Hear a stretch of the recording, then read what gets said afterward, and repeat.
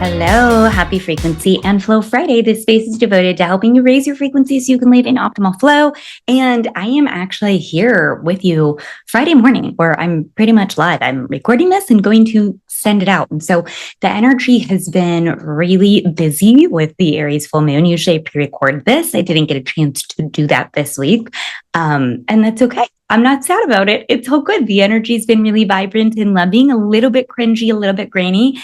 And now we're kind of headed into this space with the last quarter moon that's coming up where we are really reminded that we do not have to carry it all. We can let some of it go. And I would highly encourage you to really listen to your body, listen to your body's messages. What is your body actually saying? And just tune in, use this space to just breathe and be. Go ahead and choose position 1, 2, or 3. Think back about the week you just had and reflect on your intentions for the week to come. And let's see what shows up. If you're choosing position number 1, I am using my Oracle deck, the Feng Shui with your angels. But if you're choosing position 1, you get crystals. The card is crystals. And with this card, it's not just about crystals.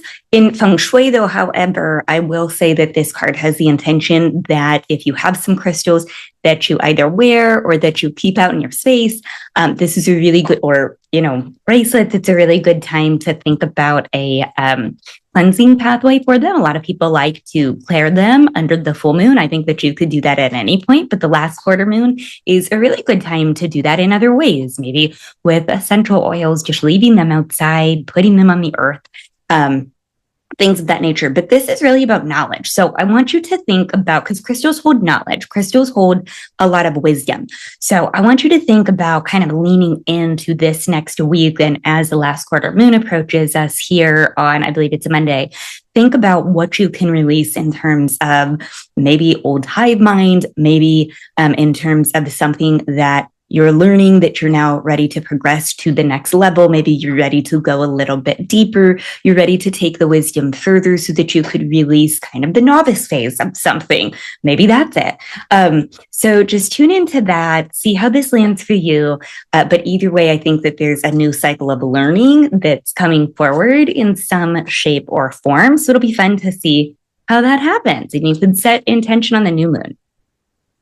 Coming up next week will be before that. All right. If you're choosing position number 2, the card you get is transformation. I love this card. This has my pop on the card. So whenever I get it, I always think that it's a little hello from heaven. But I would also say that this is about transforming your thought. Feng Shui, I think it's a really beautiful opportunity when the last quarter moon comes to declutter, to change something in your space, maybe to let go of old furniture or things that really snag you.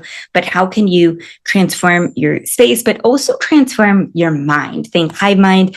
Are you trying to judge or rush timing? This is a card that says our timing is divinely led.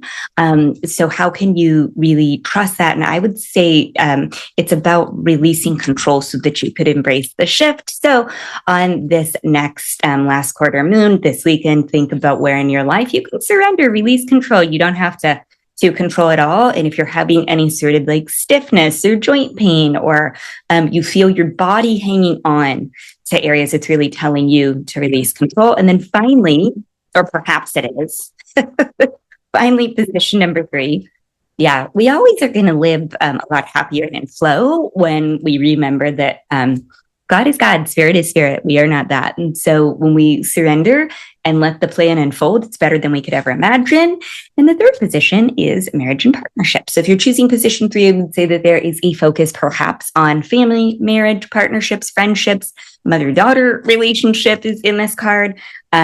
So think about that, even like with your animals. But I would think about releasing, maybe there's an old pattern in relationships that needs to break, but make time for your relationships. And don't forget to make the one with yourself a very strong priority. Bring your attention again into the home. I would pay attention to sectors 2 and sectors 3. So back right sector of the home and then middle left sector of the home, which is family. And if you have anything going on with any kiddos that you're trying to sort or resolve that are in your life, then maybe middle right area would be good to just declutter, clean, amp it up, get rid of snags. If you don't know about Feng Shui, any intention that you can set to there. When we're talking about back right, you work with the earth element, crystal, earth colors, square shapes, and then middle left for family and health, you're working with your greens, your blues, wood, and then middle right for children and creativity, you're working with metals, whites, creams, circular shapes. So